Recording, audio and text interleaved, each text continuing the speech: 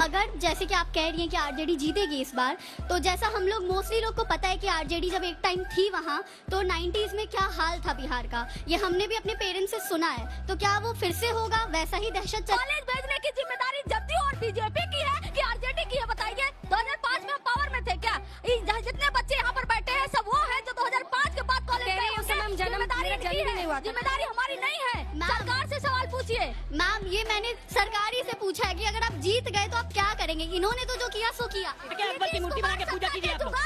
और यही चरित्र है आपका। में करेंगे इनको बिहार यही चरित्र जवाब देना चाहता हूँ। 2005 पर सवाल उठाएंगे लेकिन 2025 पर सवाल नहीं उठाएंगे। 20 साल गुजर गए हैं। आप 1990 से 2005 की बात करते हो। अगर लालू जी का नाम जपने से, उनको गाली देने से आप लोग की राजनीति चमकती रहती है, तो मैं ऊपर वाले से प्रार्थना करूंगी कि आपकी राजनीति चमकती है। नमस्कार दोस्तों, स्वागत है आप सभी का। तो आज का डिबेट काफी इंटरेस्टिंग और मजेदार होने वाला है। हमें आशा है कि आप डिबेट पूरा, दोस्तों अभी तक हम अपने चैनल पर डिबेट नहीं डाले थे, लेकिन हमें पूरा भरोसा है कि आप मेरे डिबेट को फिर से पहले की तरह अच्छे से देखेंगे। तो दोस्तों आज का डिबेट होने वाला है बीजेपी के प्रवक्ता अजय आलोक और आरजेडी के प्रवक्ता कंचना यादव के बीच। दोस्तों हुआ कुछ यूं, कंचना यादव के ऐसे सवाल पर अजय आलोक भी बहुत ज्यादा सवाल करते हुए नजर, लेकिन ऑडियंस के ऐसे सवाल पूछे जाने पर अजय आलोक तो जवाब देते नजर, लेकिन कंचना यादव की कहीं कहीं पर तो बोली ही बंद हो गई। तो दोस्तों डिबेट काफी इंटरेस्टिंग और मजेदार होने वाला। हमें आशा है कि डिबेट को आप जल्दी से लाइक करेंगे और चैनल को सब्सक्राइब, अभी तक आप मेरे चैनल को सब्सक्राइब नहीं किया है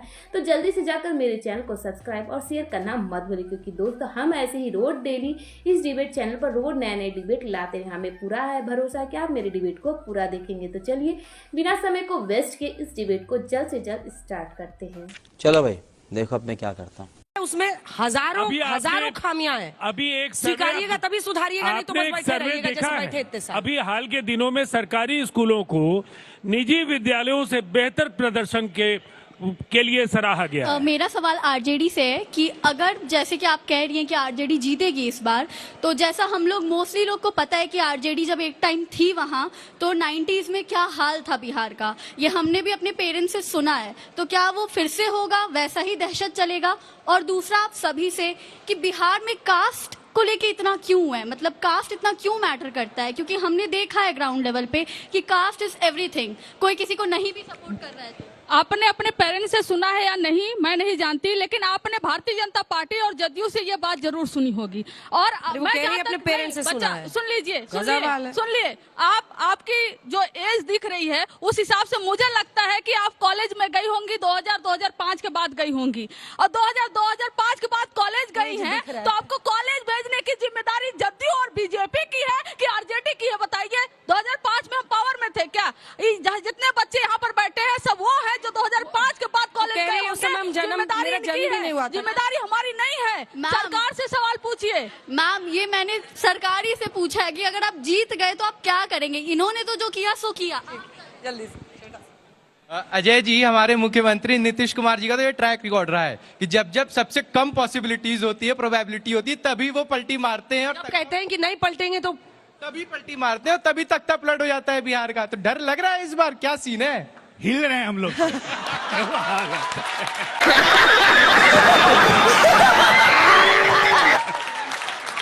देखिए नीतीश जी खुद, अच्छा कोई दिक्कत नहीं, क्योंकि नीतीश बाबू खुद भी बोल बोल के हंसते हैं, अपने ऊपर चुटकुला हंसते हैं। नीतीश जी खुद, हम लोग का भी मनोरंजन हो जाए। नहीं 5-6 बार भी से ज्यादा खुद बोल चुके हैं कि उन्होंने गलती कर दी, अब ये दोबारा कभी संभव नहीं होगा। तो नीतीश जी की अपनी एक उधर जाते हैं तब भी कहते हैं कि गलती कर दी।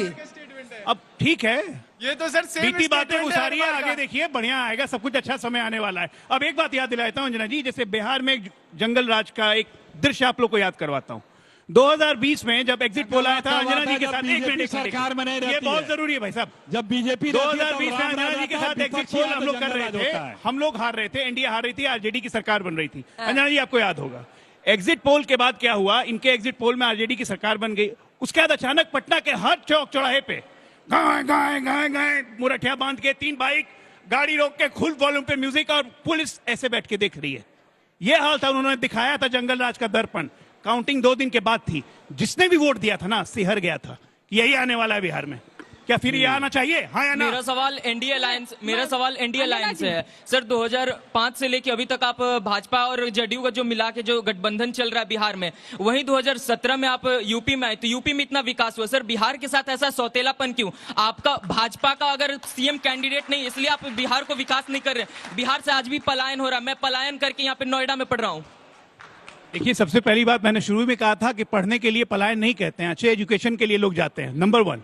नंबर 2, बिहार का ऐसा नहीं है विकास नहीं हुआ। जब हमने इनसे लिया था बिहार, आपको बता देता हूं, गूगल चेक कर लीजिएगा आप लोग, 22,828 करोड़ का बजट था, आज 3,17,000 करोड़ का बजट है। कितने गुना गया, कितने गुना बढ़ा? 15 गुना।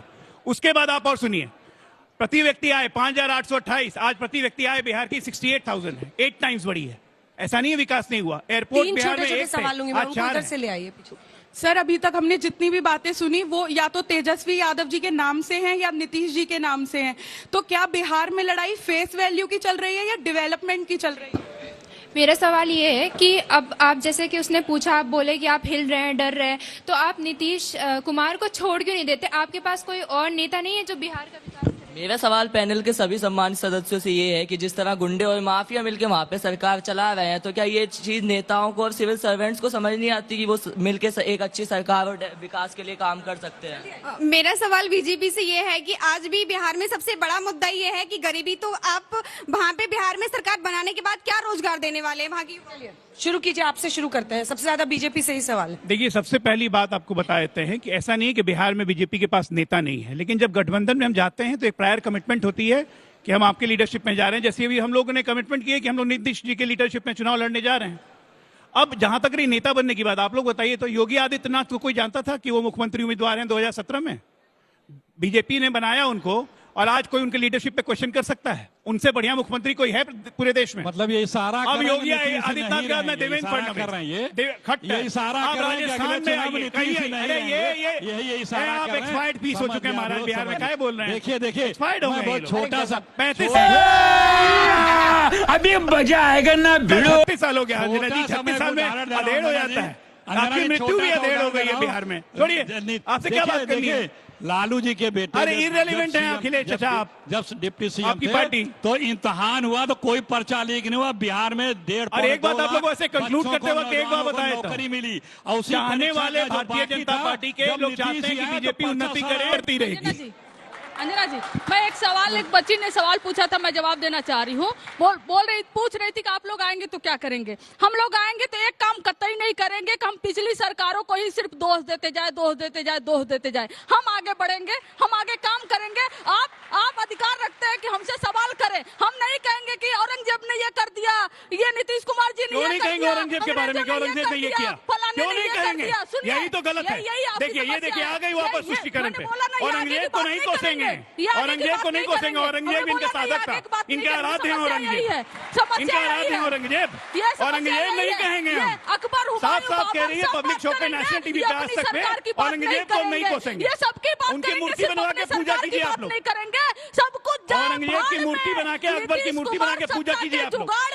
और यही चरित्र है आप लोग का, में करेंगे। इनको बिहार यही चरित्र है, यही चरित्र। 2005 पर सवाल उठाएंगे लेकिन 2025 पर सवाल नहीं उठाएंगे। 20 साल गुजर गए हैं, आप 1990 से 2005 की बात करते हो। अगर लालू जी का नाम जपने से, उनको गाली देने से आप लोग की राजनीति चमकती रहती है, तो मैं ऊपर वाले से प्रार्थना करूंगी कि आपकी राजनीति चमकती रहे, लेकिन हम बिहार औरंगजेब पर इतने नाराज हो रहे थे, उधर तनते ही नहीं है। आपके एमएलसी ने औरंगजेब की प्रशंसा की है। दरभंगा है जो मेरे लिए ज्यादा महत्वपूर्ण सवाल है, आलोक जी का टेक 2 कराते हैं, वो गुस्से में उनको डांटिए एकदम। मेरा महत्वपूर्ण सवाल डांटिए उनको। इनके खालिद अनवर ने, इनके खालिद अनवर एमएलसी ने कहा था, इन्होंने वो वापस ले ली बात। अरे वो औरंगजेब के फैन है, बात वापस ले लिया, बयान पूछ लीजिए। आप क्या चाह रहे हैं? चुनाव औरंगजेब को इस देश में आराध्य मान के कोई नहीं चल सकता, ये बात तो तय है।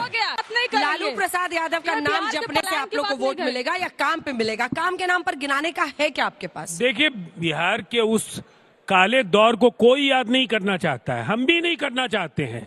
तो दोस्तों आपने अभी तक देखा कि कंचना यादव के ऐसे ऐसे सवाल पूछे जाने पर कंचना यादव की बोलती ही बंद हो जाती है, लेकिन अजय आलोक का कहना है कि अभी तक कंचना यादव लालू प्रसाद के बातों में बहुत बात करती नजर आ रही थी, लेकिन इनको ये नहीं समझ है कि कहाँ क्या बोलना चाहिए। तो दोस्तों डिबेट आपको कैसा लगा हमें कमेंट बॉक्स में जरूर बताएं, और दोस्तों अगर आपकी कोई न्यू ओपिनियन है तो भी कमेंट बॉक्स में जरूर बताइएगा। और दोस्तों अभी तक मेरे चैनल को लाइक और शेयर सब्सक्राइब नहीं किया है तो जल्दी से मेरे चैनल को सब्सक्राइब करें, क्योंकि दोस्तों आपके प्यार और सपोर्ट की हमें बहुत ही ज्यादा जरूरत है। तो चलिए इस डिबेट को यही समाप्त करते हैं, फिर मिलते हैं नए डिबेट के साथ, तब तक के लिए नमस्कार।